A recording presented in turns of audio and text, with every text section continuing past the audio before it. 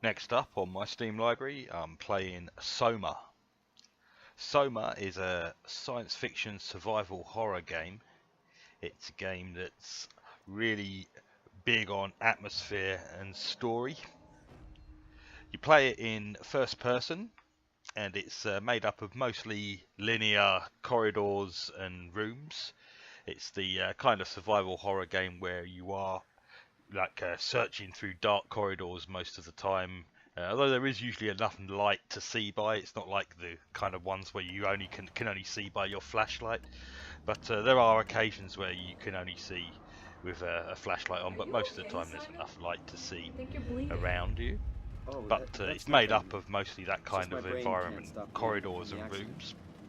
There's Here, take this. enemies in the game No, which you that's pretty for much later, have to please. avoid. These It's green. monsters, we'll call them, and Actually, they I want can't to tell you be something. battled, they can't be fought, they can't be Simon, killed. please don't You make have this to weird. avoid them, No, and it's you have not to like solve puzzles, navigate the environment that. Why now? in order to progress Who's through David the Lynch? dark sci-fi is there story, never enough and time? the whole aesthetic of the game is like a For dark science fiction look and story. So you play a guy called Simon. At the beginning of the game, you sort of find out he's been in a car accident and he's got some sort of brain issues after that. Not brain damage, like he's not crippled or anything, but he's been having headaches and he doesn't know why. So right at the beginning, you sort of in your apartment and you've got an appointment with a doctor to have some sort of experimental brain scan. So you make your way to that, and you go and have this brain scan, and the next thing you know, you wake up in a sort of completely different location. And I'm not going to give away too much, but everything you see in the video is from like the first hour or so, and I won't give away more than that's worth of the story either. But you wake up in a completely different location.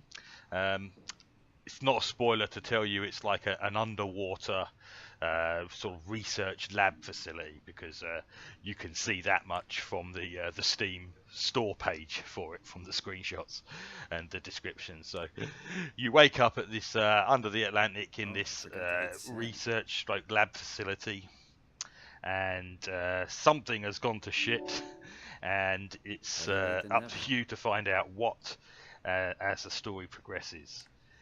The story progresses at a good pace. It's not really doesn't slow down, doesn't get boring. There's always something going on. There's always reveals and surprises spread out along the way. So you don't find out everything all at once. You find it out bit by bit, and it's layered and layered. So you're always finding out something new and something surprising, and occasionally something shocking. So you solve puzzles mostly to get around. Like you'll be in some rooms and you'll need to unlock a door or get a computer terminal online, that sort of thing, and it'll involve finding bits and pieces out in the environment and getting them to the right spot to do that. So the puzzles are quite good, quite challenging, and that's pretty much what you do the whole game to get through the story. The enemies, the monsters, are a bit annoying. They, like I say, they can't be killed, so you just have to annoy them. But they got a horrible habit of suddenly just popping up right where you didn't want one. There's only ever sort of one at a time. It's never that bad, but it can get a little frustrating trying to avoid them all the time. It tends to make stuff take, twice as long as it needs to do while you're trying to avoid these monsters, when you could do it in half the time without them. But you get over it. They're not that bad. They just get a bit annoying at sometimes. I enjoyed it really enjoyed it.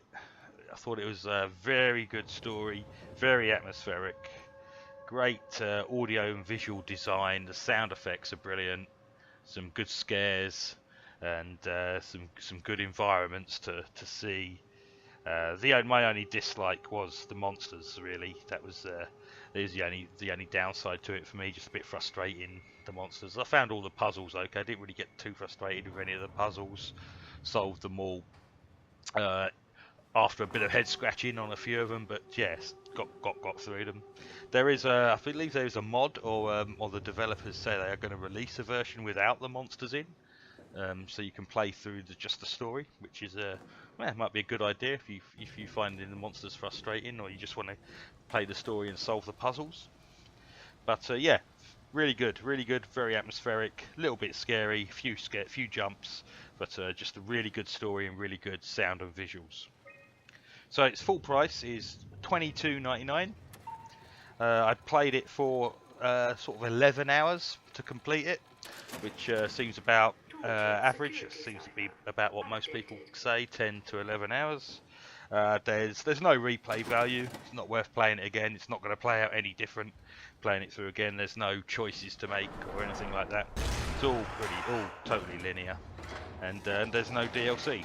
So once you've finished it, you're done. So $22.99, it might be a little bit too much. I think it is a little bit too much actually for a 10-11 hour game, although it is a very good game.